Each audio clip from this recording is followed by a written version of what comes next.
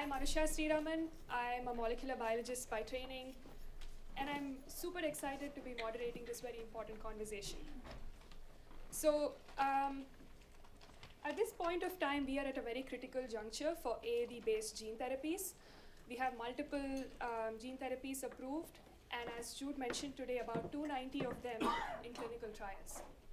And so the safety, efficacy, and the consistency of these products has never been more important.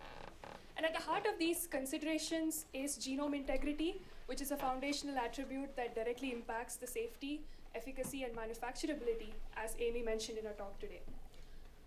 And so we've now had the ability to characterize vector genomes with advancements in sequencing, which we saw and heard from Brooke, Adam, and Phil. Yet, despite these advancements, we still lack standardization. And also, how can we effectively employ this tech across the AAV development pipeline? And so our panel here represents diverse perspectives from across the field, from vector design to analytical development, from tech innovation and manufacturing scale-up. And so over the next 30 minutes, we'll explore the importance of genome integrity, understand the challenges, explore how we can standardize them, and also learn about what's ahead for us in the future. And most importantly, we'll tie all of these technical conversations into what actually matters the most, which is how we can get these breakthrough therapies to patients quickly, more efficiently, and more effectively. And so with that, I'd like the panelists to introduce themselves. Please tell us who you are, where you work, and where in the CGT development pipeline you live. And each of you have 30 seconds. All of us in 30 seconds? No, each of you. So I'm Liz. I'm from PacBio. So we're the long-read sequencing platforms that many have mentioned. And within PacBio, I'm a product manager for RNA and gene therapy applications. However, I started at PacBio as a computer science graduate, and kind of how I got into AAV was getting involved with analyzing AAV data that people had produced on PacBio systems, and kind of that's where it started, you know. I'm Brooke Brown. I am at BridgeBio, and I am on our analytical method development team. I'm Adam Cockrell. I'm at SolidBio, and I am Senior Director of Vector Biology there.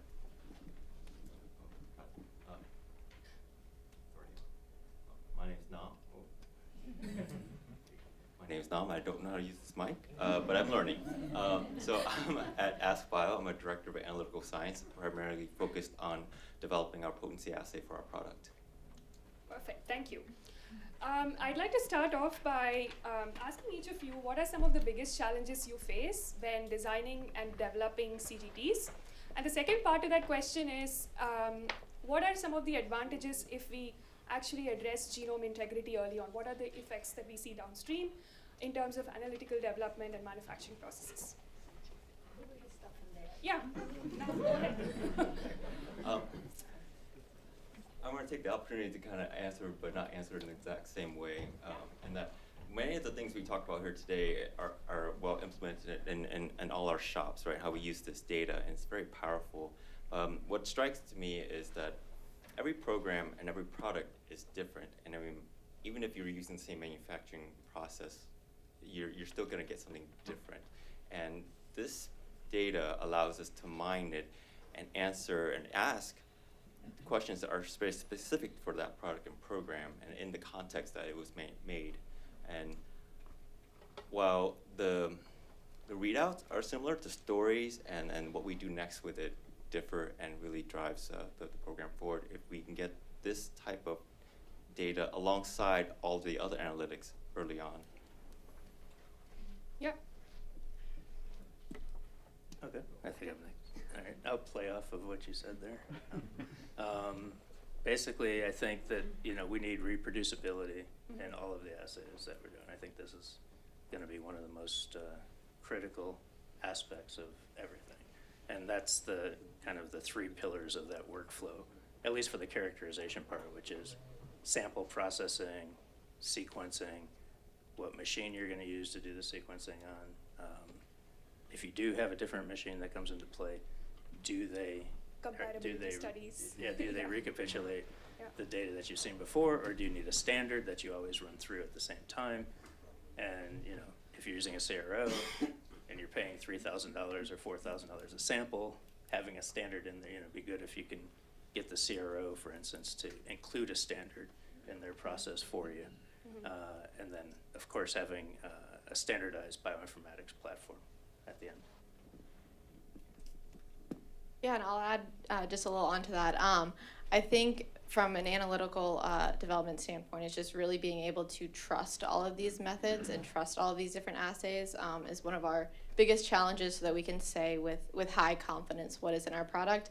And then to touch on your question on addressing genome integrity early for manufacturing, what we've seen, just kind of touching on some of the intermediate data, is it's very hard to separate those intermediate and full. And so if we can address that genome integrity earlier and kind of maybe prevent those partials from forming as much, then maybe that'll make the process development work a lot easier, or not easier, but a lot to try to separate out those intermediates and fulls, since that is so difficult.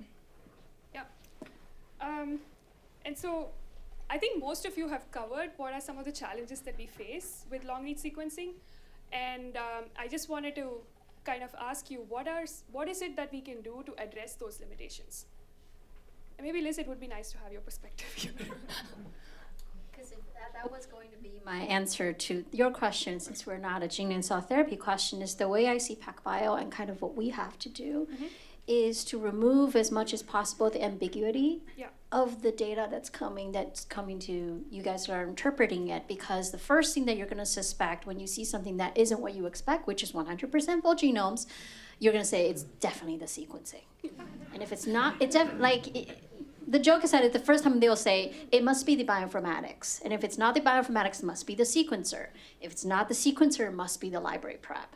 And so therefore, this is not new to PacBio, where we're used for a lot of other assays and research. Is that what I'm hoping to understand by learning more AAV and the library prep side is to eliminate as much of that variability. And I see the working group.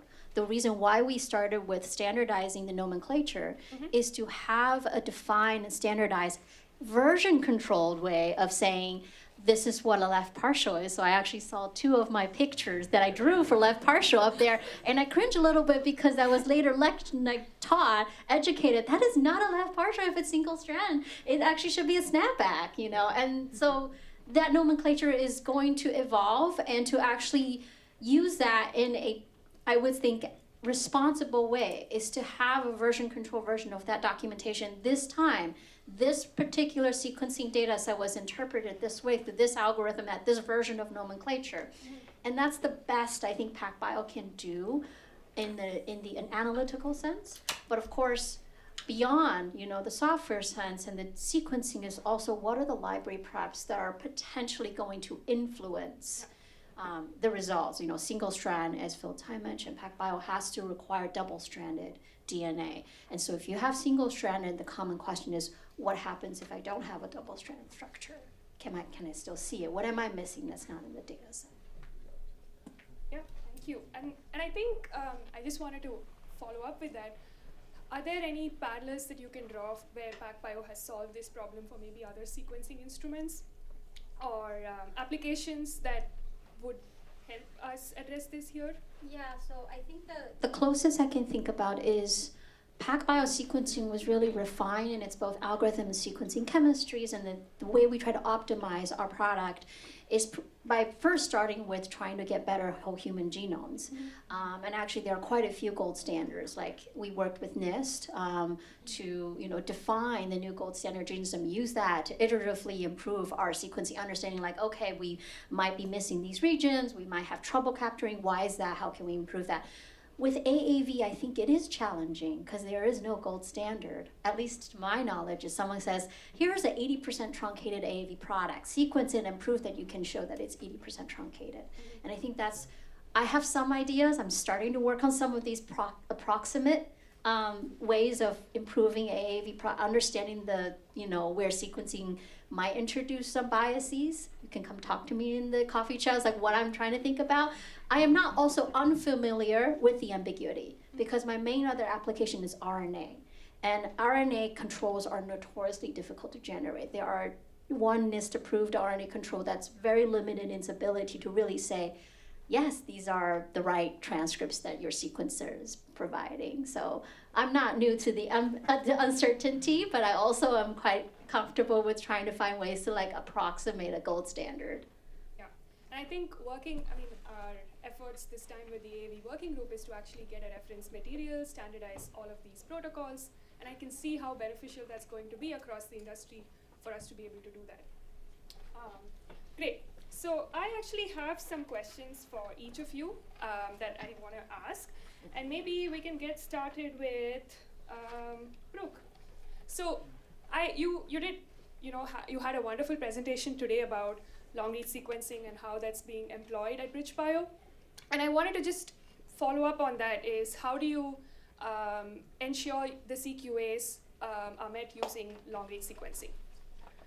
Yeah, so I think as of now we're utilizing the NGS in order to be an orthogonal method to our existing analytical panel. So comparing it, as I showed, with our ddPCR or qPCR-based methods to really make sure that we aren't relying on just one method in order to prove that we're meeting a CQA. And so it helps to give us a lot more confidence in our results, either in our PCR results as well as our NGS results. And then, as I mentioned, it would be great moving forward if NGS could be evaluated to replace like half a dozen of those PCR-based methods that we are already using to measure our CQAs. So yeah, we see it having a lot of value to confirm some of our stuff, give us new information, and then hopefully make it more efficient moving forward. Got it. Thank you. Adam, what are some of the most significant hurdles you face when you're scaling up processes to ensure AAV genome integrity is met? Yeah, so I mostly work in research, not as much in production and scale up. But I think there's quite a few things. I mean, I think we have to take into account, and I'm going to go off track a little bit here, but take into account different vectors when we talk about different productions, different capsids when I think of different vectors. So it's not just the vector, the genome payload that when you take this into consideration, but I think it's actually going to be a combination of the two, and that when you take the same payload, put it into a different capsid, you can see vastly different results, especially by sequencing. Scale up. I'm going to avoid that question. Phil's usually on stage with me, so he's not today. No, I'm just kidding. Yeah, that's all I have right now. Sorry. And I think he also showed us, right, different production systems, HEC293 versus SF9 is going to look very different. Yeah, and I mean, it gets back to the reproducibility. We have to, as we scale up, we have to be able to show that we get the same thing over and over again.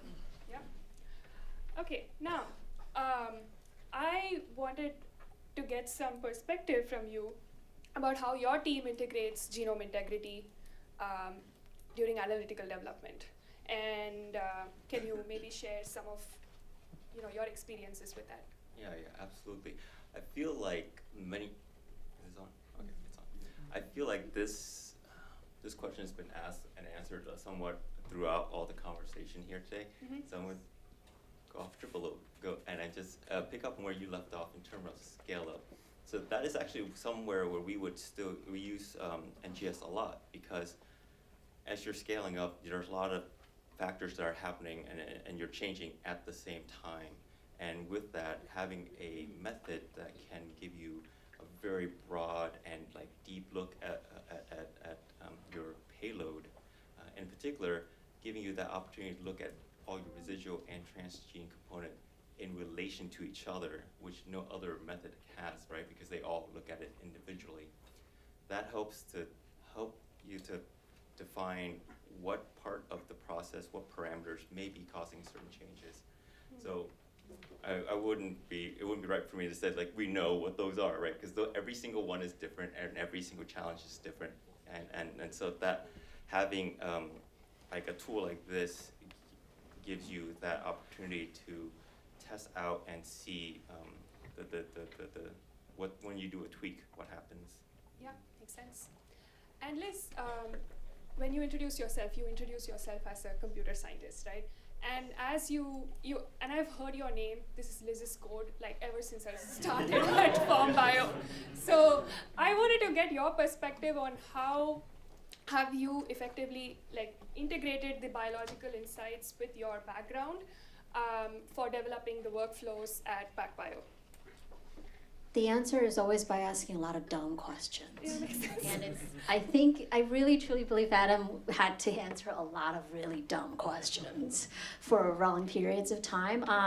And also reading Phil's papers and watching his YouTube webinars I remember the first time I was asked to analyze PacBio AAV data, I was like, I don't know what this is. I mean, I know PacBio sequencing, so I went and watched Phil Tye's, AAV webinars that PacBio hosts years. I was like, okay, I think I understand this now, but I don't know what RepCap is. But I do know how to do mapping genomes. I know how to interpret PacBio data from its characteristics. And I think what was helpful was understanding that, what you guys wanted was, I need to know the percent of full. I need to know whether this is self-complementary, and then I translate that as a computer scientist. I think my training allowed me to understand, interpreting a biological question into a codable portion. But for those of you who are not computer scientists, there are a lot of heuristical choices made in coding. And that's why, FarmBio saying this is Liz's code, because they're like, why did you put 40 here? Why is it 40 bases of the ITR that you decided is capturing the ITR? And there's a lot of, human decisions in that based on the data that I'm seeing, what I think makes sense. But that's why, if you run Forum software or any software, you should always ask, what are the assumptions that are behind those choices for calling a full versus a self-complementary? Yeah. I'm happy to answer all of my choices. I will tell you why I made those choices, and you're free to challenge them. Sounds good. Okay, and with that, I'd like to open it up for the audience for Q&A. Yeah.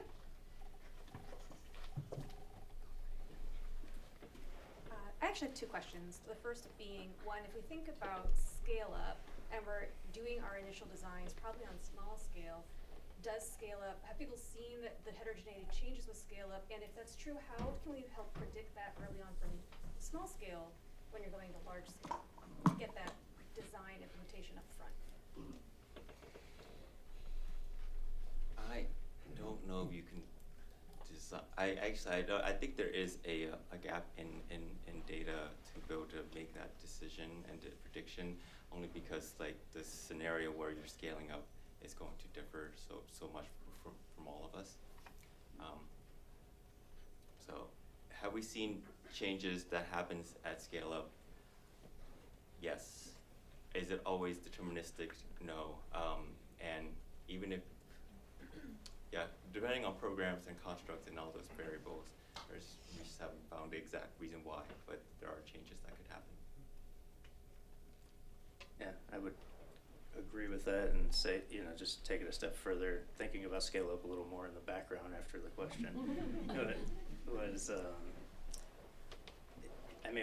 We're changing, oftentimes you're doing a small prep or whatever in research, and it could be in adherent cells, or it could be in a small culture, and you start, you might do a small purification, maybe in an Amber 15 or something like that, and gives you an idea of what you're working with, and you might go ahead and do NGS or something on that. But yeah, I would suspect it's going to change when you start running it through a downstream process that's going to require, affinity column purification and then cesium prep. So you're probably going to see a lot of differences. One of the nice to have, I suppose, would be the ability to sequence these things right out of a batch prep, for instance, so a dirty product basically that hasn't been purified, and understand what's coming directly out of those preps without going through the purification process and adding all those other variables. Every time you do something, you add that one little extra variable to the process that could change things for you. Can I have a second pass at that? Just add on. I think what we were I was trying to answer was like, can we predict it? I think what we could be asking ourselves is that how could we use this as a cost-effective way to see if we're going to have a problem? Are we going to have a good time with this or not? If you could just do, one assay to help you answer that, this is probably it. But in terms of like what do you rank in terms of your top 3 or 5 analytics run, this is always going to be on top of this. I would also add that you should ask the CMC crew when they're on stage that question later. Alright, I'll follow up with the second question of the differences in capsid versus the genome. And Phil's group has published a nice paper on that. And it sounds like other people have seen this as well. Do people have thoughts on the predictions of how the capsid impacts our genome heterogeneity or any of the molecular biology behind it? Because I don't think it's been well discussed yet in the field. You mean like which capsid you use, which one you pair with your transgene payload? Or? Like, yeah, if you have a genome sequence and it's packaged in different capsids, it sounded like people were saying you saw different heterogeneity profiles. Do we have any predictions on like what capsids might be influencing that, and can you predict it not just based on the sequence of your genome itself, but also in the context of the capsid you're using? Yeah, this one's your turn.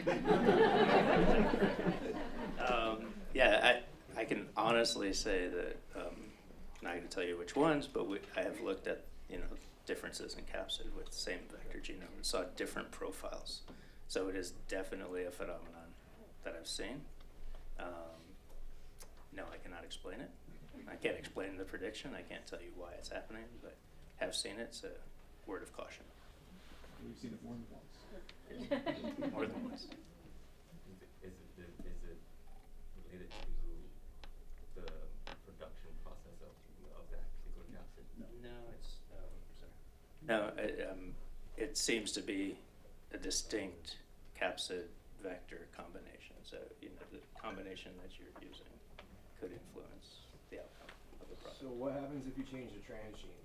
Is it relative? Like, does say AAVX have that same exact pattern?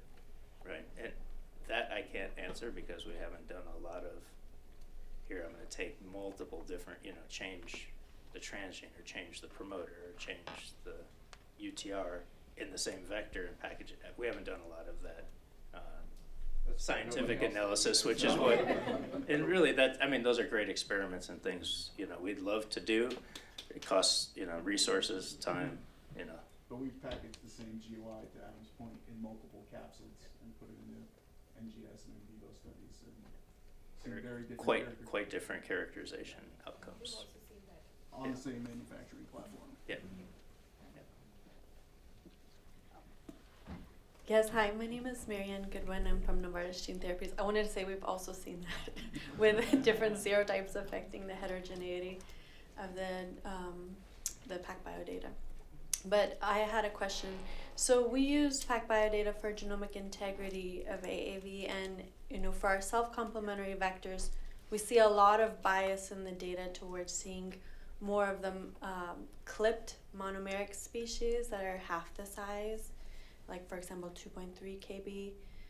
So we see a lot more full length than those. And even when we do the UC band extraction, which you had shown, Brooke, we know that some subspecies don't really have much of the full length genome, but then because of cross-contamination and this bias towards seeing in the PacBio data more of the full length, it kind of inflates how much full length is actually in those subspecies. And I wonder, why is there this bias? Is it because of the library prep? For example, the self-complementary vectors, they only need a SMART bell to be ligated onto one side versus two.